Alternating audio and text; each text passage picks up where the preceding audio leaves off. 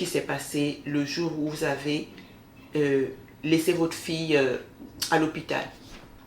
Dans quelles conditions?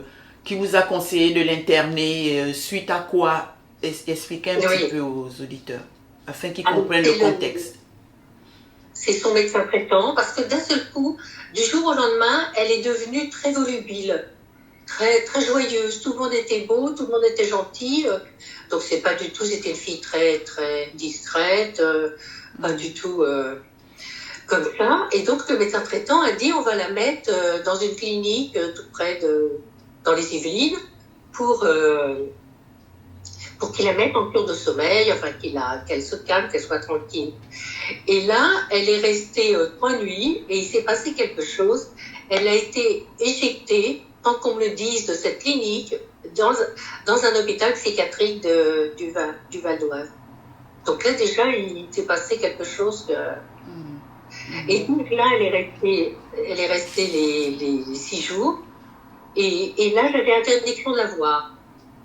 Donc la dernière fois que je l'ai vue à la clinique, c'était au bout des 2 jours, 3 nuits, 2 jours, 3 nuits. Et après, toute la semaine, j'avais interdiction de la voir. Et on me disait, Florence va bien, vous inquiétez pas. J'avais le droit de téléphoner 2 fois par jour et tout allait bien. Et quand je lis le dossier médical, j'écris dans le livre, mais c'est affolant comment son état se détériorait. Comment son état se détériorait. Et je vais vous dire aussi que la pire chose qui me reste en tête depuis toujours, c'est peut-être un peu ridicule, mais elle est morte, les infirmières se sont aperçues qu'elle était morte à l'hôpital quand l'urine est passée sous la porte. C'est même encore aujourd'hui, je veux dire, c'est ahurissant. Incroyable. Je veux préciser donc aux auditeurs, Florence est donc la fille de Madame Eben. Elle avait 28 ans.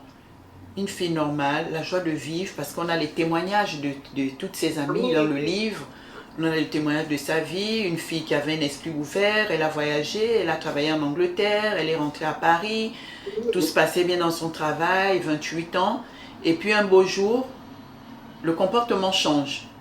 Hein? Du jour au lendemain. Voilà, du jour au lendemain. Bon là, la maman soupçonne un petit peu, elle a un peu trop fait la fête avec les copains, elle a peut-être fumé quelque chose qui la rend un peu erratique, voilà, comportement. Du coup, elle passait des nuits blanches, elle ne dormait pas. Et c'est cette fatigue qui faisait en sorte qu'on avait l'impression qu'elle rentrait dans une dépression.